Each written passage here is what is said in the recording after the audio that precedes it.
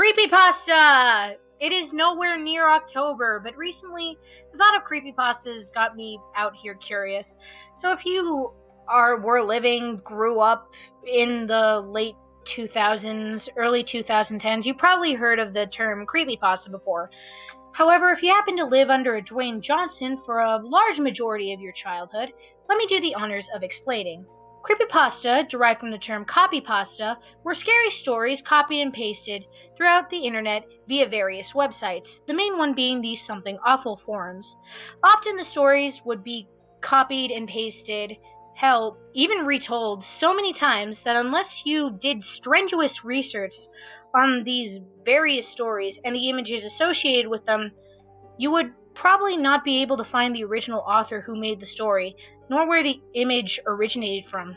Recently, though, the term creepypasta has started to become more of a derogatory term for a scary story, specifically a scary story too baked in horror cliches or horror tropes.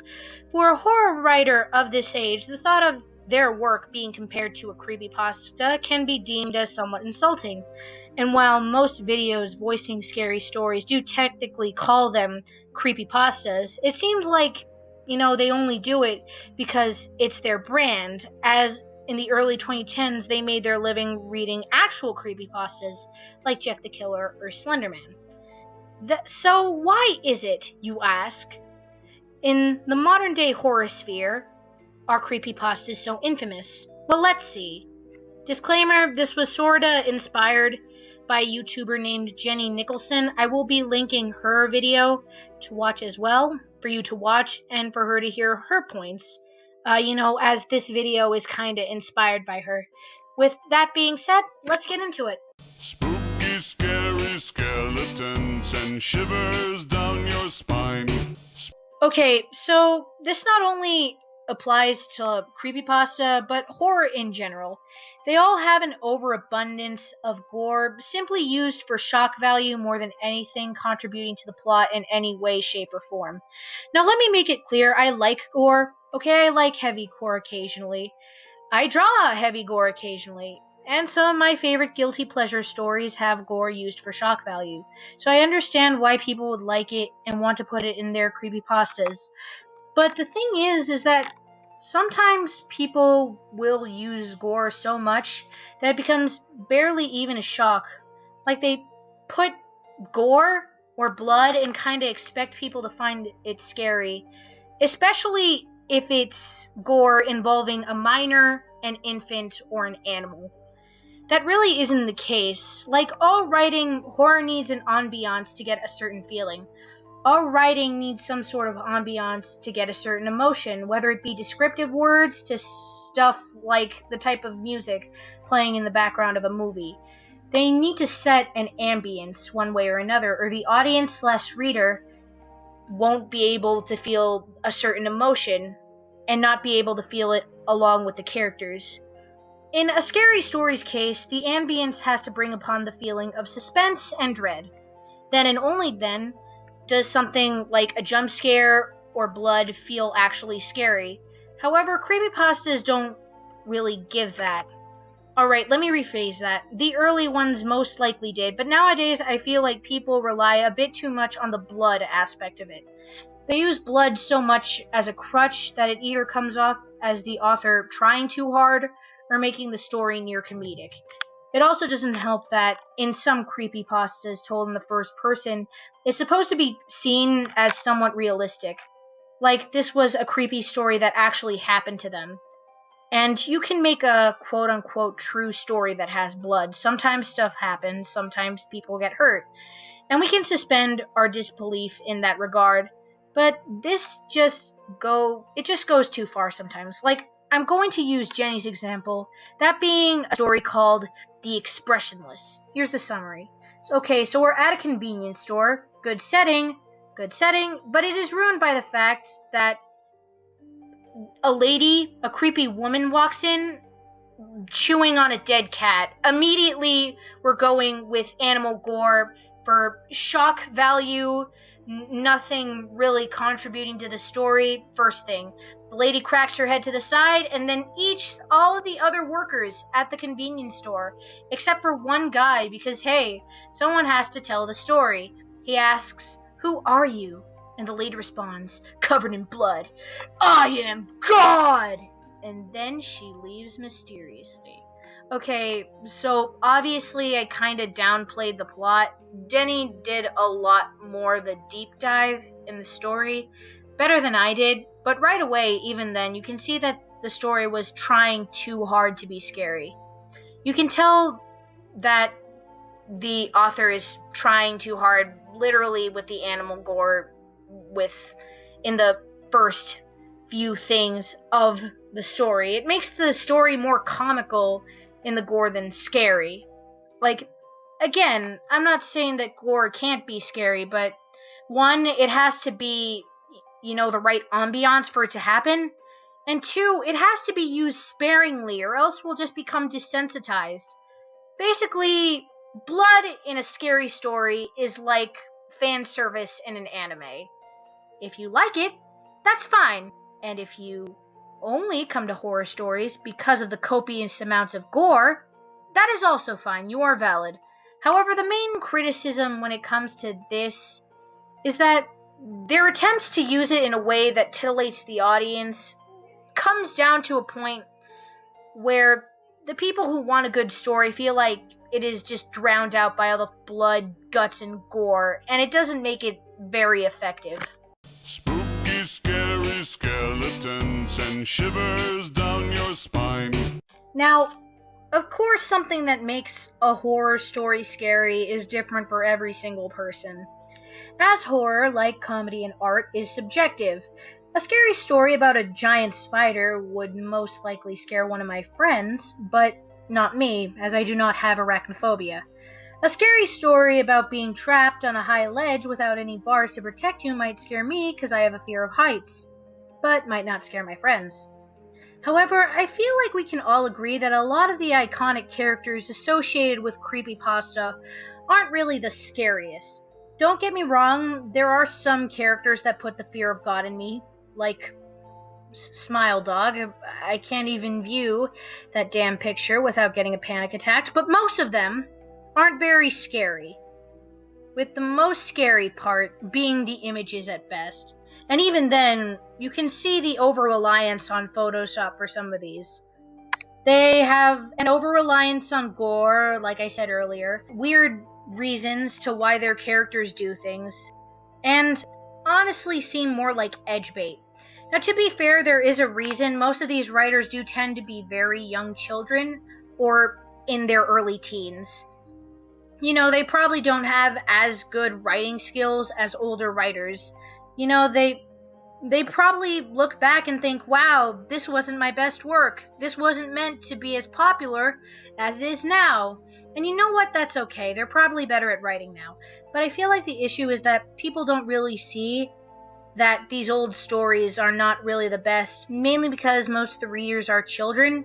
Now, if you are not a child and you like these creepypastas, I understand. Heck, if you are a child and like these creepypastas, I understand. We all have our little guilty pleasure things. I like some stuff that many consider bad.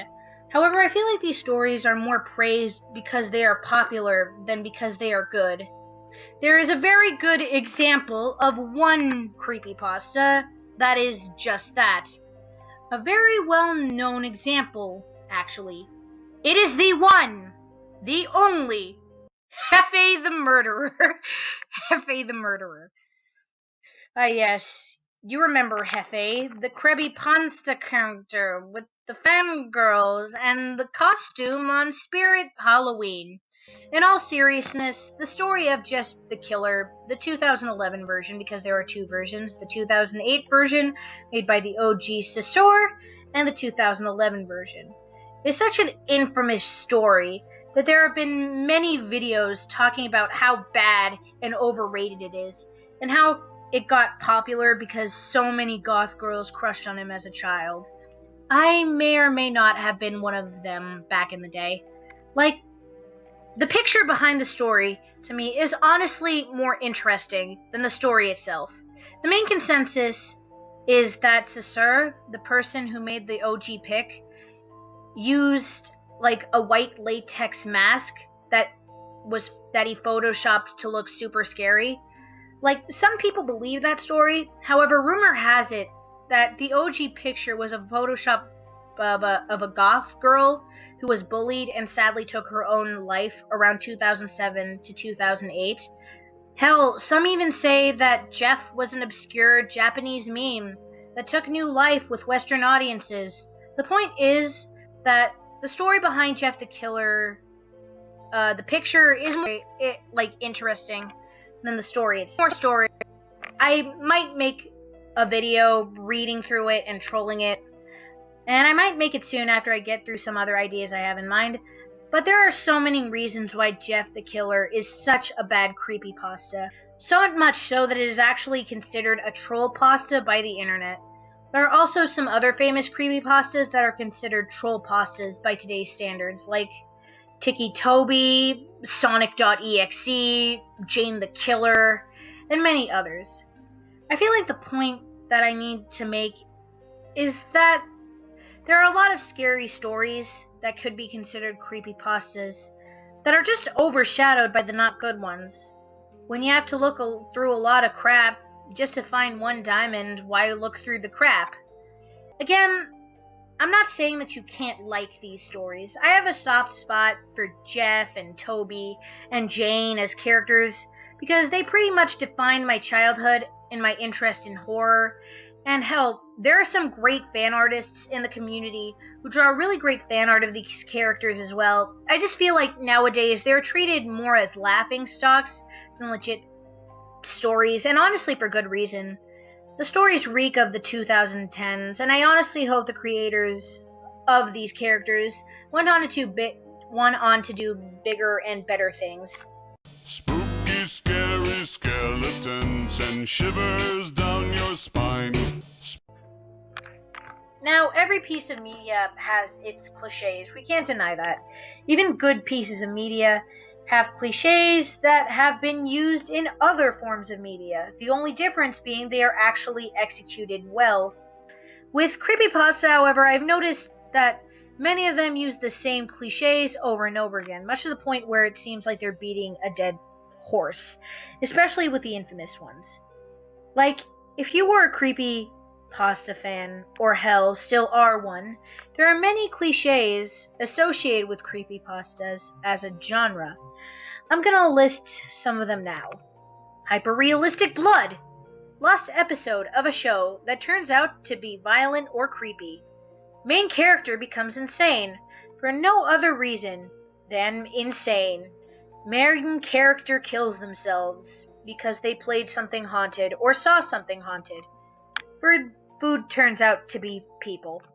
Yeah, I'm pretty sure that many of you thought of at least one creepypasta that had at least two of these cliches, because they pretty much have been overused to hell and back. The fact that they are so intertwined with not only creepypasta, but also somewhat with horror in general kind of gets frustrating after a while, especially because you know what is going to come. Because they have just been beat into the ground. That's why I'm so grateful for creepy stories that do not rely on those tropes, although I have my guilty pleasures that do. One that stood out to me was a creepypasta / scary story called Sloppy Joe's, with one of the few food creepypastas I know that did not use cannibalism as a twist ending, but something far more clever and true to life. I'll leave it in the description down below. It's pretty good. But yeah, a lot of these stories, especially the ones made in the 2010s, are pretty rife with these cliches. I hope future storytellers will try and do something new with these stories. Spooky, scary skeletons and shivers down your spine. So, yeah, I just wanted to make a video talking about creepypastas and basically trolling on a thing in my childhood and how it isn't as good. as I thought it was back when I was in like the 5th grade. Again, if you like these things, that's amazing. Cringe culture is dead. And again, I still have a soft spot for the characters mentioned here. I just wanted to rag on them and just laugh at some of the stuff that is from my childhood, as well as a lot of other people's childhoods. It's kind of fun, like, to do stuff like this. I might do more discussing things from my childhood. Maybe it's like a story time thing, I don't know. The picture I am drawing will be in the description in with like the ArtStation and DA links, as well as Jenny's original video and the Sloppy Joe's video, which I'm going to link there as well. So yeah, hope you enjoyed this, and I'll see you later. Bye.